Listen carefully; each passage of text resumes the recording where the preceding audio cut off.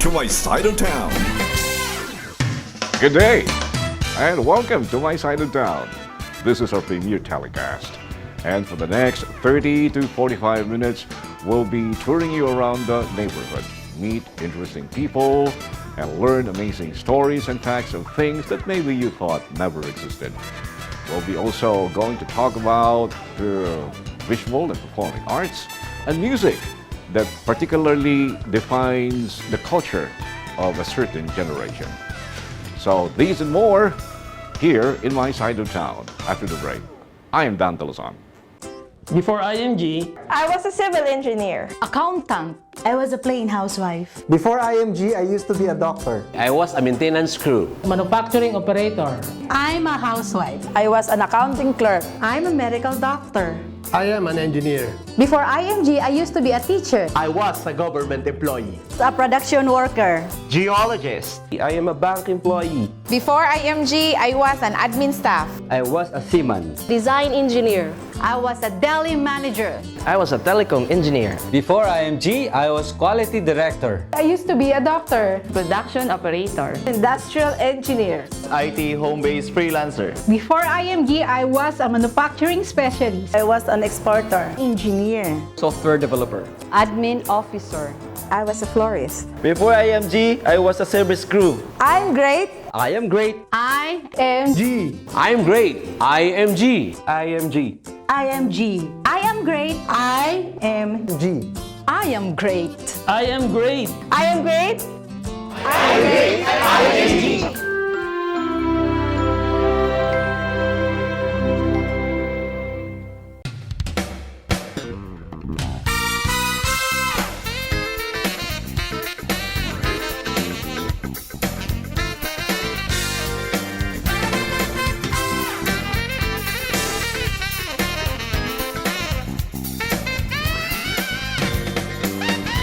Welcome to my side of town.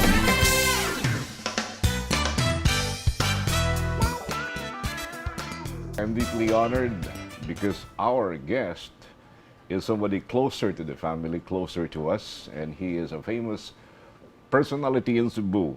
He has a regular column at the Freeman Daily and Philippine Star, host of the longest running TV show, 19 years or 18 years, 19 years as a matter of fact, Straight from the Sky, aired on Sky Cable and MyTV, and also host of TV show My Catechism, still on MyTV, the managing director of MyTV Cebu, our boss, the person who prodded and inspired me to come up with my own show as well. Ladies and gentlemen, please welcome in my side of town, Mr. Valeriano Bobit Avila. Hi, Sir Bobit. Well, welcome to the world of talk show host.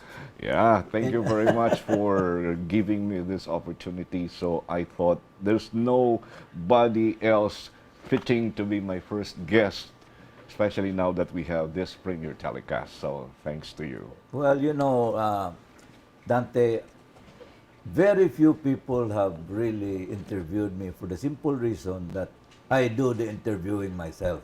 And nobody has gone the history that I have been through. And most people go into what you call radio interview, newspaper interviews, but kung TV interview, it's only straight from the sky. Okay. So you're welcome.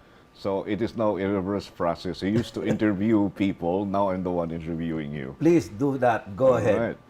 Right. Sir Bobit, I'd just like to backtrack a bit because your family name, Avila, has always been synonymous to Cebu's history, lifestyle, culture. As a matter of fact, your grandfather, Don Jose Avila, founded Teatro Jonquera or Teatro Oriente. He bought Teatro Jonquera from an American.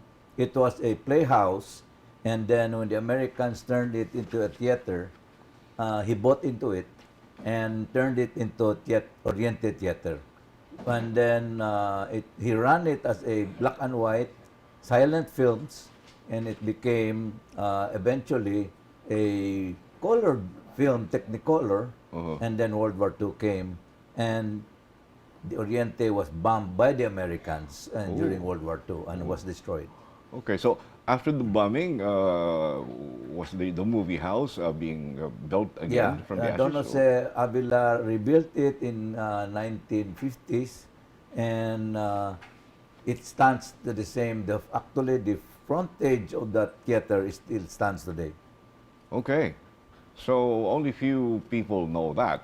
So Very few people. This is a very interesting discussion with you because, you know, ladies and gentlemen, every time I talk to Sir Bobbitt, as if I'm reading a book, because I learn a lot of things, especially the history of Cebu. Now, sir, your family ran a chain of movie houses in Cebu City, and you eventually took over managing the business. But being the third sibling, the third Son of Jesus Avila. Jesus Avila, supposed to be is the eldest who's supposed to be run the business, but you were the one taking charge. Actually, even my father was the only boy, and he was the only surviving son because his elder brother Bingbing died during the sinking of DSS Corregidor. Ooh. So he was the youngest in the brood of Don Jose Avila.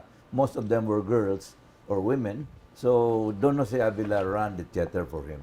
And then since my brother went to the States and studied in the States and eventually worked in the UN, and my elder brother worked as a architect, so the poor me had to be the guy to run the theater with him. So I went with my father to Avenida or Rizal Avenue and in Manila, and I would do the bookings also with my father until he died, and then that's why I'm close friends with Johnny Litton, Mother Lily. Yeah, the movie producers. Yes, in Manila. yes, even now, stars, even actors and actresses of Manila-based yes, stars. that time, even Sharon Cuneta, the mayor of Lipa, was this? Recto, Vilma Santos. Yeah, Vilma Santos. Yes, Oh, yeah. Vilma Santos. So, up to what year you managed the business? I've managed it until probably towards more than 10 years ago. Okay. And I sort of shifted my activities towards, I started writing 30 years ago, but it became part of my life already. With the birth of the malls, it really, you know, the movie houses in Colon, which is supposed to be the commercial district of Cebu City, was adversely affected. Well, you know, I was the only, if not I remember, if I was the president of the Metro Cebu Theaters Association, and I don't remember me being replaced. Okay. So call me the dictator for a lifetime, because as I said, I was never replaced, and this, what you call, the business has changed.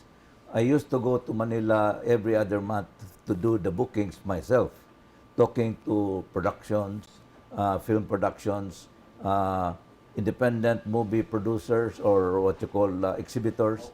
And then what I did was really write down all the booking schedules, put it down. That's why for me, one whole year is a what you call 52-week proposition.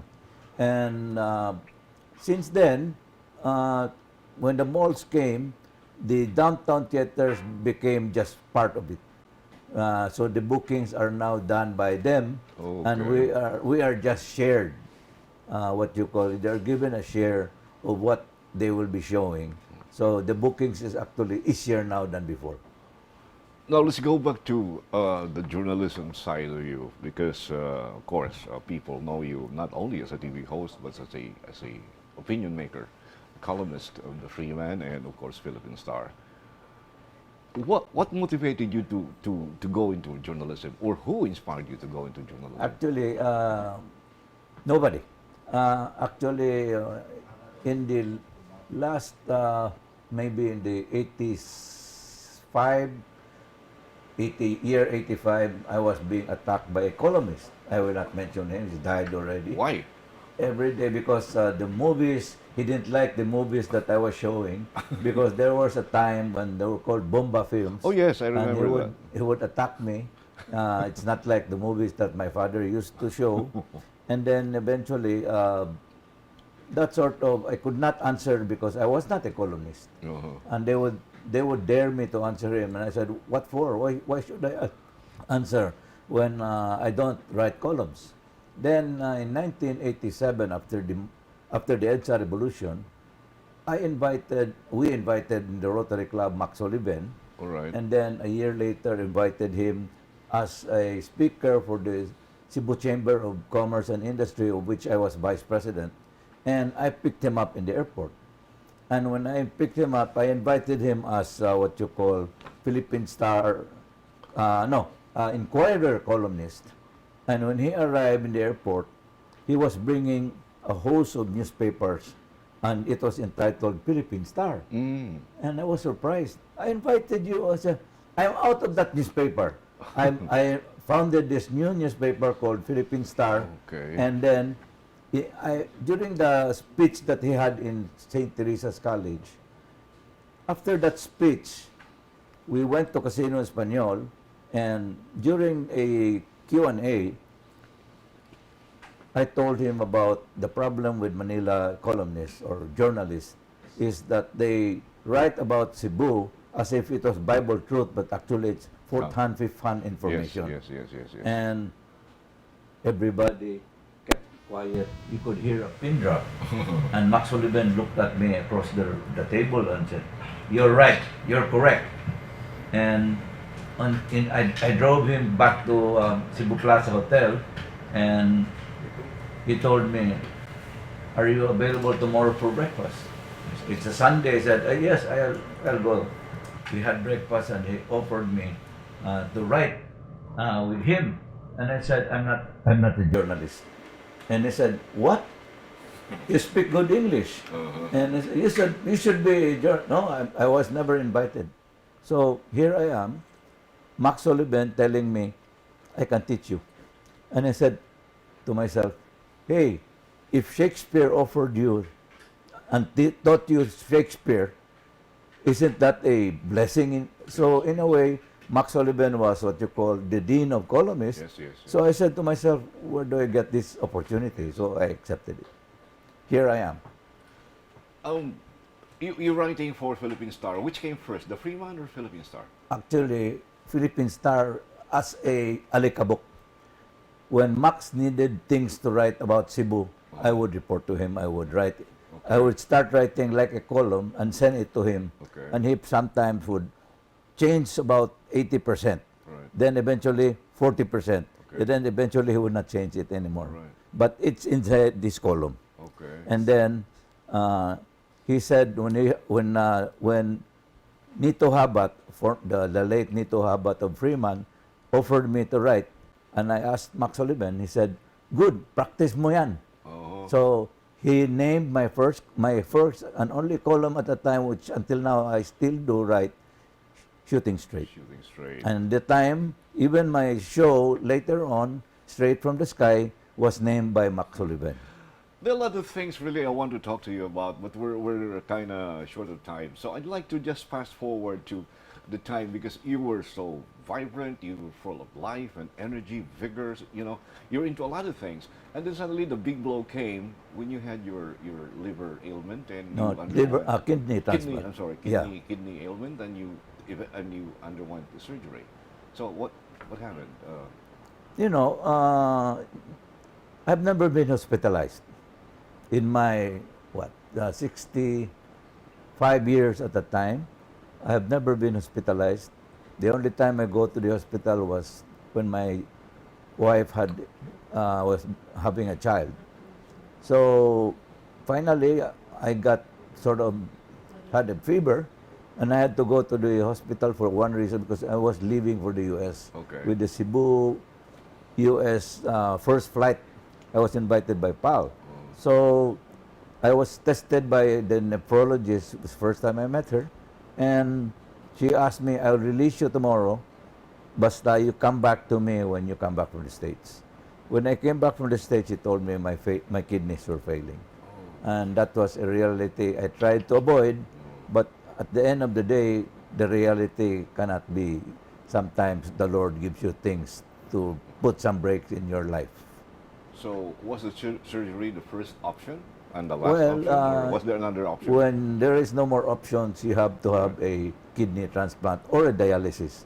And my daughter, who is a dialysis nurse at the time, told me that he would not want me to go undergo dialysis for the simple reason that the needles that is plugged into your veins bigger than McDonald's straws.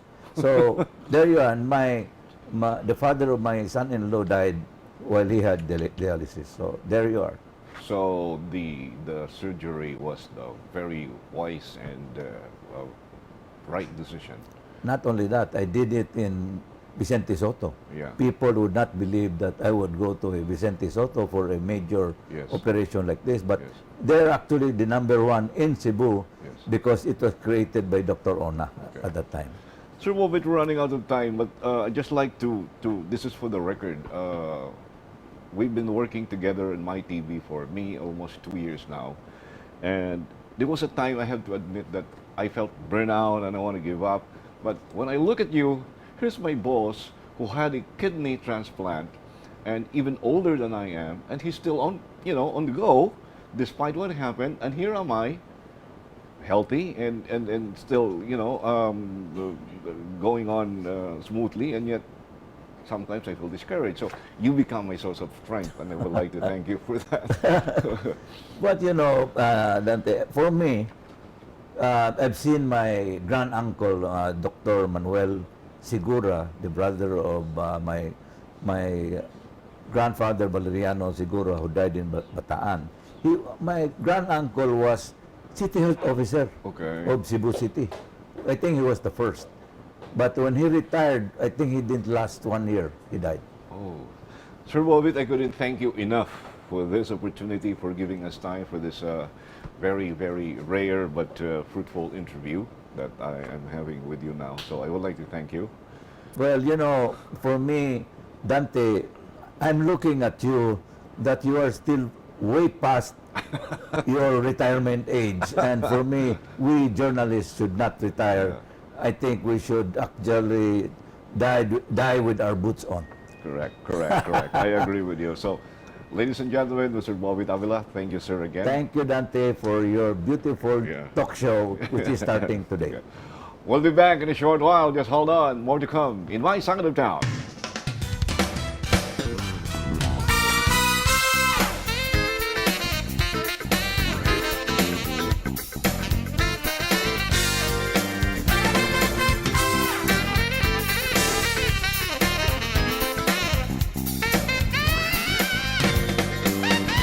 Welcome to My Side of Town.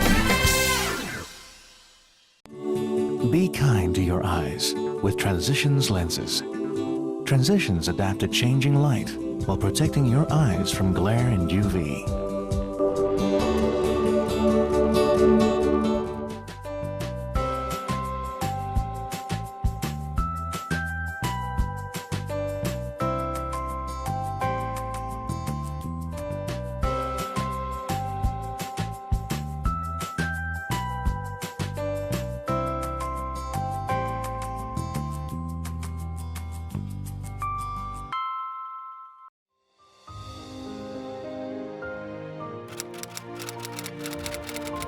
Five of 7 marine turtle species in the world can be found in the Philippines. But these marine turtles are threatened by human activities. Stop poaching, egg hunting, slaughter, illegal fishing, and pollution.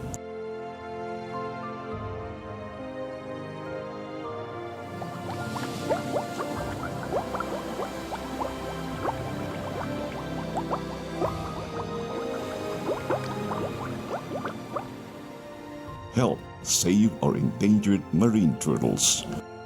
A friendly reminder from MyTV Cebu, your channel, my channel, and also brought to you by the International Marketing Group, or IMG, Kaiser International Health Group Incorporated, and De Los Reyes Optical Clinic.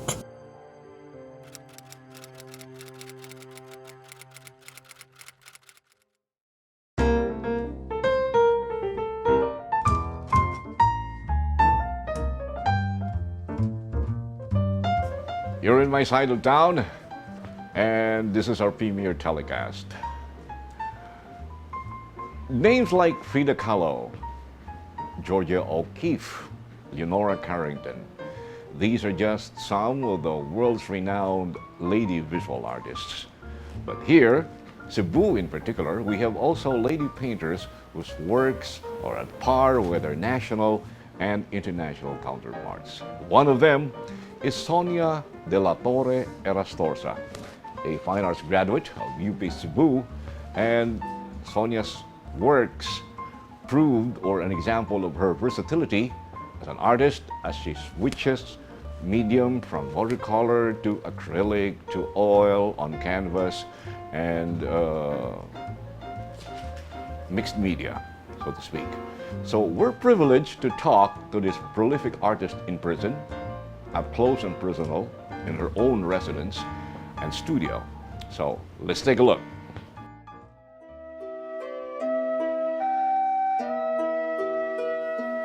Sonia de la Torre Erastorza, one of Cebu's prolific female artists. Her paintings, ranging from watercolor, acrylic, oil, and mixed media, speak of her versatility as an artist and her love for the beauty of life.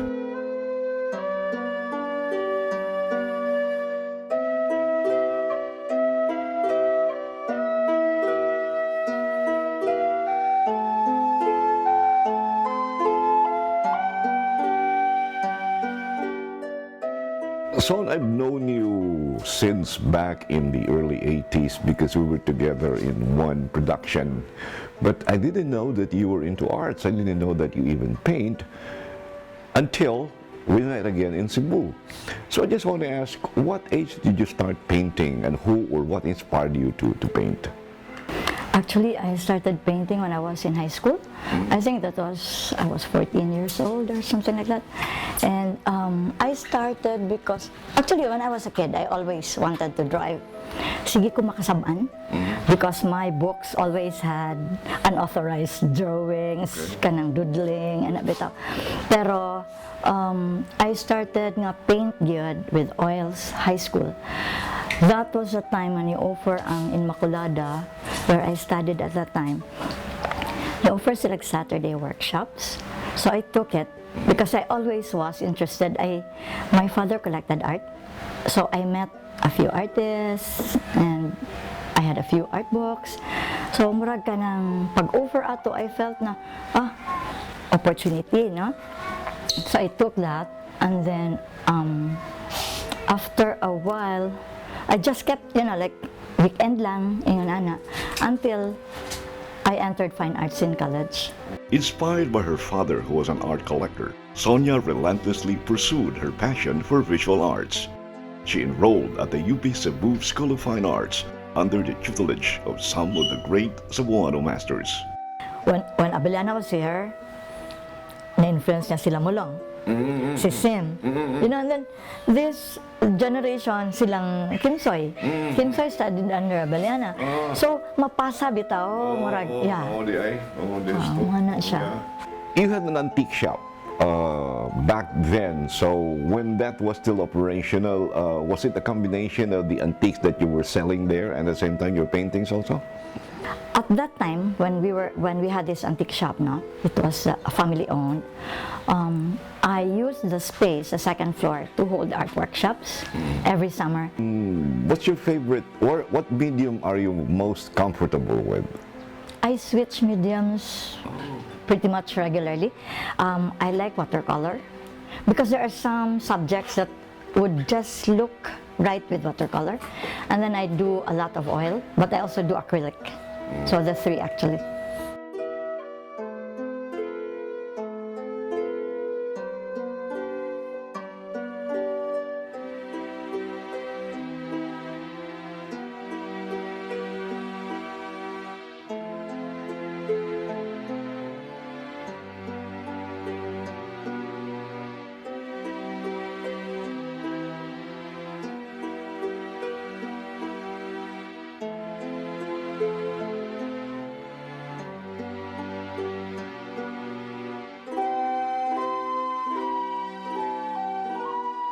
At present, Sonia Erastorza is the president of Cebu Artists Incorporated or CAI. Her dynamism, fueled by her undying love for visual arts, has opened the door for budding artists to showcase their works to the Cebu art community. I feel the visual medium is a very powerful medium, and to make use of that power to create positive thought and positive feeling. So I try to paint as much as possible something that is positive.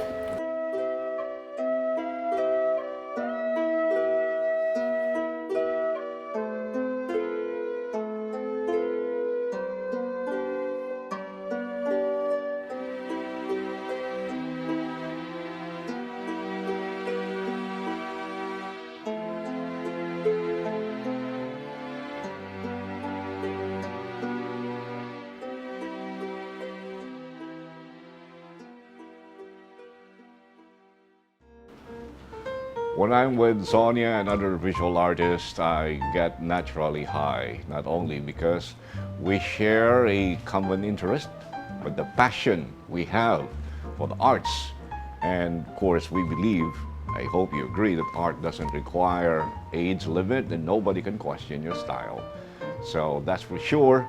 Arts is therapeutic and it's more than just a pastime. Art can be an escape, a stimulus, a war cry, or a tranquil reprieve. This is my side of town. We'll be back in a short while.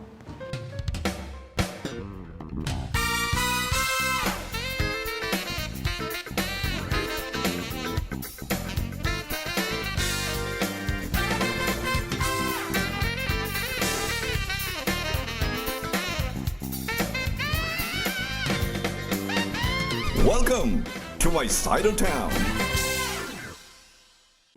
Before IMG, I was a civil engineer. Accountant. I was a plain housewife. Before IMG, I used to be a doctor. I was a maintenance crew. manufacturing operator. I'm a housewife. I was an accounting clerk. I'm a medical doctor.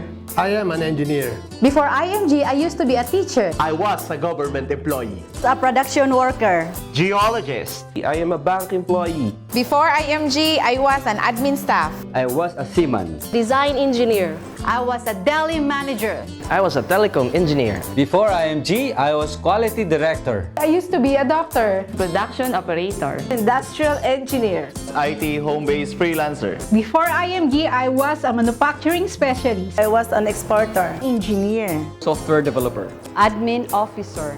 I was a florist. Before IMG, I was a service crew. I'm great. I am great. I And G. I am great. IMG. IMG. IMG. I am great. I am G. I am great. I am great. I am great.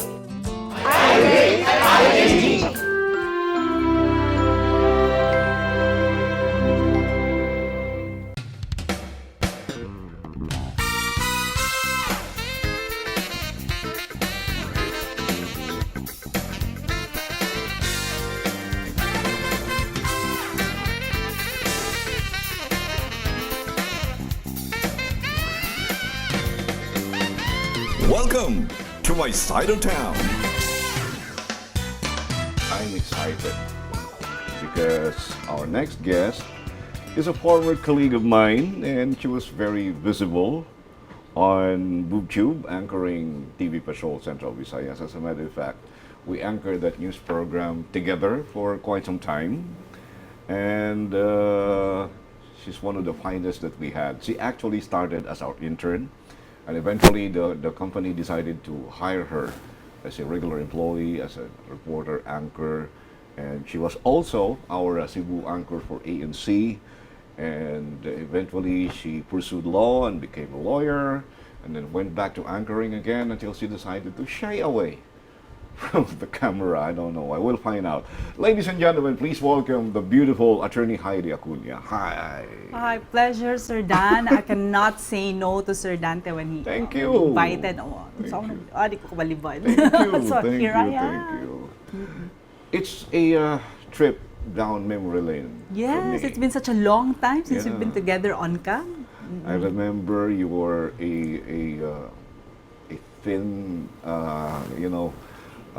pretty intern from St. Teresa's College. What year was that when you had your internship with us?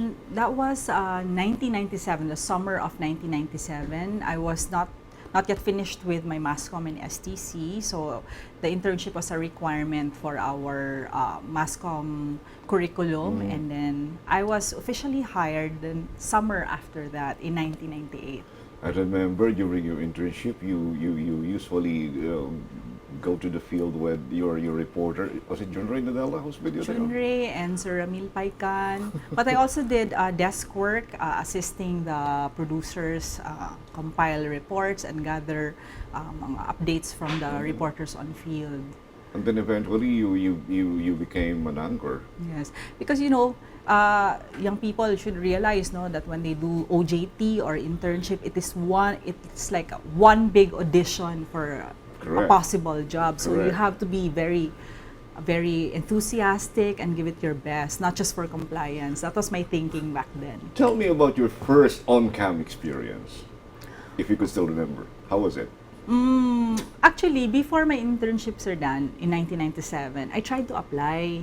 I was under Sir Leo Lastimosa in his Cebuano writing class. Because he was teaching sa STC yes, that time. In 1996. I auditioned, and then that was, after the TV Patrol na newscast, the auditionees would sit down and read the reports for the day. And then, excited kay ko, I was planning my outfit, but only to realize that I could not read the prompter because mag-glasses man ko. Oh, yeah. And then they asked me to take off my glasses and I couldn't read a word. So that's why you wore contacts. So 1997, I came prepared with contact lens na. Yeah. I remember we went to Manila. Was that, I don't know what year was that, when we were together in this merchandising plug for news? Oh yeah, that was in Tagaytay, 1999. 1999. Yes. Good memory. I couldn't even recall what year was that. No, wait, for the 1998 election coverage day, I'm sorry. Yeah, I remember. Katong daghang kayta? Yeah, we were walking down the hills of Tagaytay. Na siya. And then, there was a gap, I think, because I think you went to Manila for a while. You left ABS and you went to Manila and pursue law. Was that it? No, actually, I was a working student in the University of San Carlos. So I would do my duties for TV Patrol in the morning, and at night I would go to law school. And then one of the people who helped me travel from Hagubiao, it's a long journey from Hagubiao to P. del Rosario. You can say that again. Oh yeah, so and then at that time they were still building the Marcelo Fernan Bridge. So I would always take a ride, mag-back ride ko sa motor ni Ramil Ayuman, who was also a colleague back then, reporting for DYAB.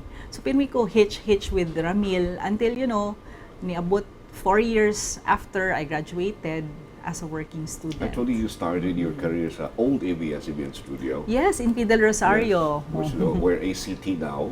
Tell me about your most memorable experiences as a reporter. The beats that you covered, the things that you covered, the scoops, etc. I was assigned first practically, I was sent to Capitol and the Palace of Justice to cover. I never went through the police beat, which is supposedly the first assignment of every reporter. That's SOP supposed yes. to be. But I never sa police beat first. Wag ko kasuway og police beat, so I missed that opportunity to be a police beat reporter. I went straight to Capitol covering then Governor Pabling Garcia and then all the cases that we were covering back then in the Palace of Justice, one of which was the Chong case. Oh yeah. Yeah. Which now also convinced me to become a lawyer.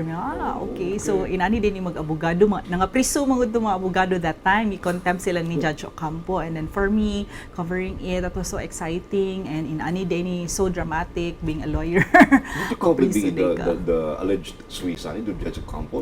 Yes, I was a reporter and producer at that time. Atong nga time lisod kaayo to cover it. We could not confirm it because wa pa kay cellphone mga tao, and then so I was there when I wasn't there when it happened, but I was there when it broke. But my most memorable really, natatak jud sa akong mind, would be the Ginsaogon landslide. Oh, yeah. The scope of the destruction, there was nothing like it before until Haiyan came. But when Haiyan came, I wasn't a reporter anymore. And you were our anchor for ANC, and me personally, and I think that the people in Luzon would agree that you were a very good material for the Manila platform. Was there an instance that the main office, the newsroom in Manila, offered you to join them there? No, the main anchor for ANC or Sari Manok News Network back then. SNN, was Rosemary. So I was a producer and a reporter, and when she would not be in town, I would pinch hit for her. But it never really occurred to me to work as reporter in Manila because I was born there. I lived there for a bit, and the pace, and the quality of life in Manila wasn't really for me. I mentioned that because I don't know if my memory serves me right. The late Dante Luzon yes. Spoke highly of you, and he said that girl should be in Manila. So I don't know. That's why I asked is if was there an offer for you to join? Yes, there were. It was being talked about, and then especially after the coverage involving the release of the kidnapped victims from Basilan, the Abu Sayyaf kidnapping of the Sipadan hostages. They were released and they were brought to Cebu, and then I helped produce the Cebu side of the release when they were all brought here before they were brought to Manila. Okay, let's move a bit from journalism to being a lawyer. So what prompted you to pursue law? Well, I was imagining, because I'm fond of making plans, like in 10 years, what do I want to be, how do I want to transition, because I'm a firm believer that to be able to survive, you should be able to transition and reimagine yourself, repackage yourself, and then there must be something more that out there that you can pursue. So I tried studying law but the purpose back then was to put something extra, additional learnings, and then if you make it as a lawyer, if you pass the bar, then perhaps you can be a lawyer too. And then that was also the time when anchors, lawyers who also work as anchors became in vogue, diba? There were other stations with anchors as lawyers, so I guess I also fit in that mold. So wala na siya. And now I transitioned to the judiciary.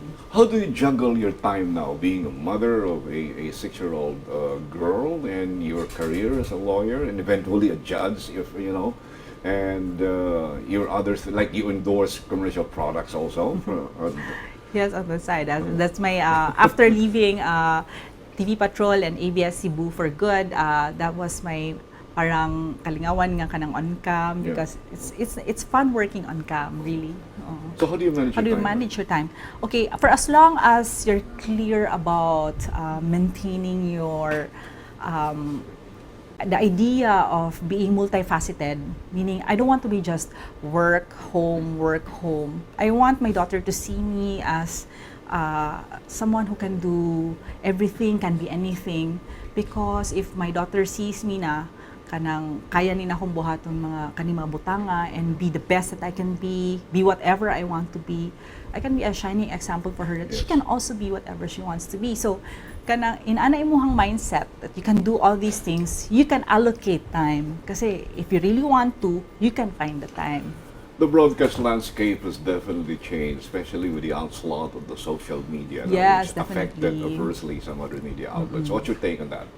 Well, that's just the nature of the game and the nature of the medium. That's why, as I said earlier, you have to be ready to transition. You have to be constantly learning how to do things. You cannot, the skills that you had 10 years ago are no longer relevant now. Yes. So you, Sir Dan, is a very good example of who was able to transition. I mean, from a generation of katong analog to digital to social media, di ba? Yeah, exactly. So very enduring. But those who cannot adapt, they really have lesser chances of survival. But I think the game now is really content creation.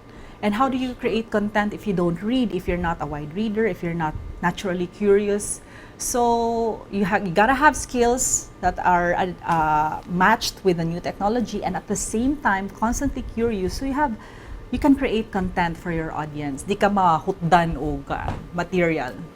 You're the future Judge Heidi Acuna. So when will this be? Oh, I really don't know, Sir Dan, because I just applied. Actually, after I've been working in the judiciary since 2011 in the Court of Appeals, and then after, because I thought that was a good train. After 7 years of private practice, I thought that perhaps I can be a judge because that is the perfect job for me. I like the demands of the job, what it required from lawyers. So I trained under my professor, si Justice Gabriel Ingles in the Court of Appeals. And then just last year, I applied to become a first level court judge. And now I'm awaiting if I will be blessed with an appointment. I am hoping for it. I'm confident. I am hoping not to get a position, but I'm hoping to be able to given the opportunity to serve in the judiciary. And hopefully the next time you'll guest in the show, it's Judge Heidi Acuña. No, I cannot guest anymore if I'm a judge. Why? Their life is very regimented. They are very. Is that so? They have to curtail their social life, and then. Do you like that? Yeah. I am kind of okay with it. That's why if you go through my Facebook timeline, I hardly ever comment about current events. Yeah. Your post is more on your daughter and your sports activities and things like that. Because you have to hold back because if when you're in the judiciary, you have to be neutral or appear to be neutral. You cannot have opinions about these things and make it public. Right.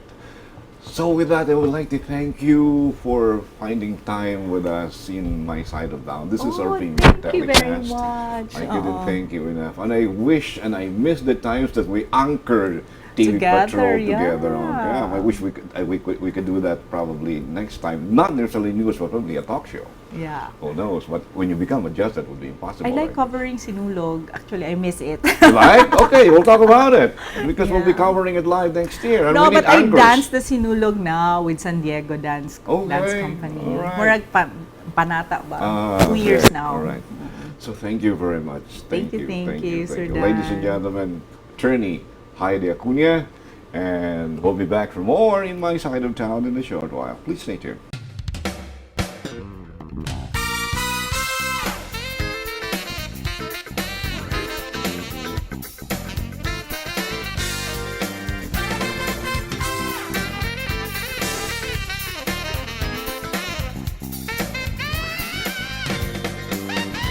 Welcome to My Side of Town.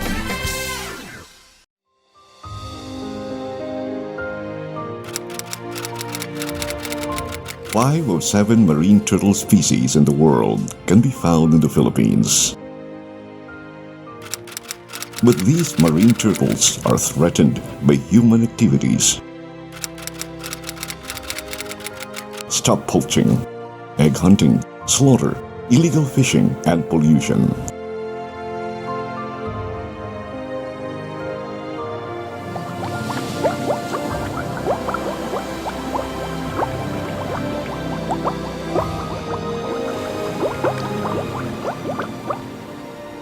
Help save our endangered marine turtles.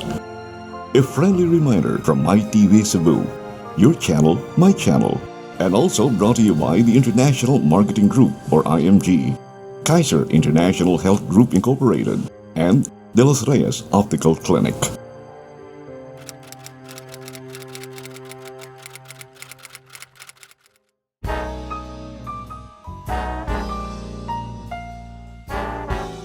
Recently, one of Cebu's prolific and award-winning songwriters, Eugene Tan, a friend of mine, launched his debut album, Mga Awit ni Eugene Tan. And it's released by the Cebuano Music Division of BMN Records and licensed by BMN Music in Australia. And Eugene Tan's album contains 12 tracks of his original compositions in Cebuano, sung by Eugene himself. Let's take a look.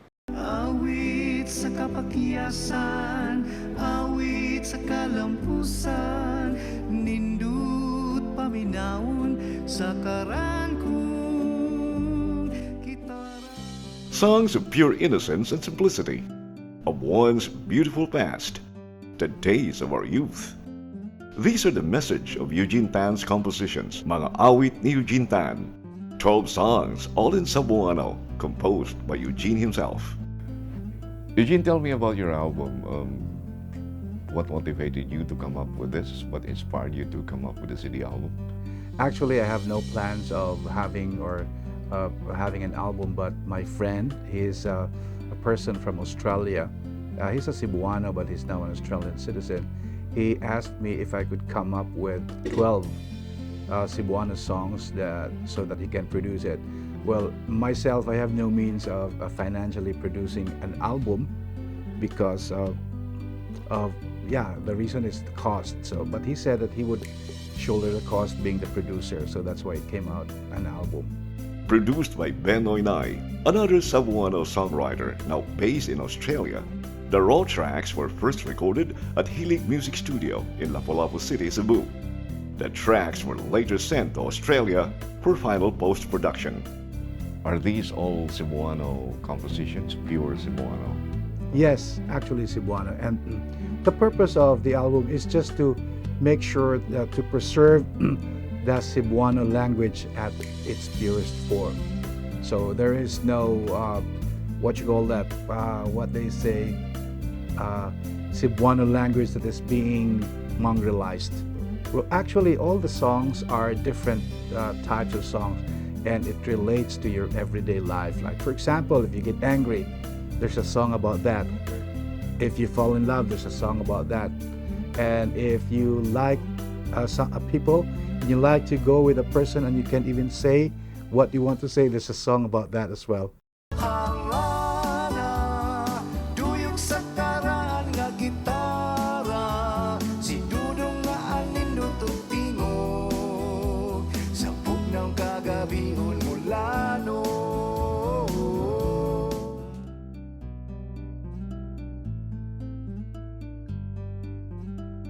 Eugene Tan's love affair with music began when he was young.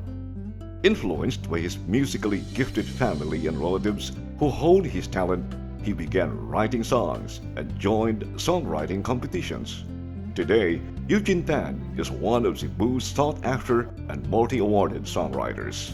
Before I was a merchant marine officer, I used to be a seaman, and then later on I tried not to, just like other people, they said you're like a fish if you're a seaman, you don't survive in land. So I tried to do myself to not to go back to the sea and survive on land. Well, actually I don't have any formal music training at all. Sorry. Well, because I was just influenced by my aunties. When I was young, I used to hear them singing, I used to hear them listening to old songs in the 60s, 70s, and 80s. And I think that what influenced me, that because what you say, what comes in goes out, right? So I tried to develop my skills in music. And I was even offered a teaching job for a music class in a school, but I declined because I don't have any formal training to show them a paper. A melody comes up, then you have to remember the melody and record it, and then you put words into it. But sometimes if you see a situation wherein you want to write something about that situation, then you can just write it down, put the melodies later. Well, actually, I'm just thinking, like for example, I'm standing in a department store. I see people, and then I see a situation wherein it comes to mind that, oh, this situation is very good. I'd like to write a song about it. So that draws my attention and inspiration. What was your first award-winning composition? Well, actually, I made it. I made in the finals, and also as a second prize. But the most important thing that I consider as one of the most masterpiece that I did was a song in 2010 or 2012. I forgot. It's a title Ulan, and that was my first composition that made it to the grand prize. And I wrote the lyrics, I wrote the melody. So that's one of the best feat of my life. And the rest is history. The rest was history. Akong kabatanunan, basta mubunok ang ulan, kalipay kong hilabihan, magdagan-dagan sa kadalanan, pagpatungod sa sandayong sa among mga silingan aron kumatagamtaman. Despite all the accolades, Eugene is rooted on the ground. He now devotes his time in the church, sharing his talent to their music ministry. Most of the successful singers in the U.S. came from a church choir, so a church singer. So I think that's one of the things that you need to do. You have to serve and use your voice to help promote the hymns and gospel or songs of the Lord. Eugene Tan, Cebu's pride, truly a Cebuano. Thank you very much, Eugene, and I hope we can make beautiful music together again, hopefully in the future here in my side of town. It's an honor. Thank you so much. Sa matag ulan na dunay pait ug tangkis nga kagahapong mahinumduman. Ulan-ulan luha sa kalangitan, ulan muuga sa kabutiran, ubis-bis sa kapatagan. Since its launch, the album has gained positive reviews and orders keep on pouring in. Congratulations, my good friend, my Eugene, congratulations. And also kudos to Ben and I, another songwriter who's based in Australia, for producing the album and for always believing in the Cebuano music. May your tribe increase. We'll be back shortly. You're watching My Side of Town.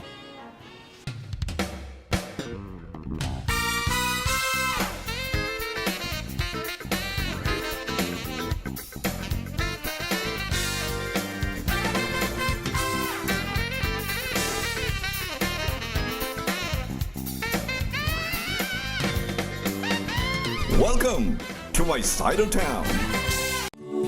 Be kind to your eyes with Transitions lenses. Transitions adapt to changing light while protecting your eyes from glare and UV.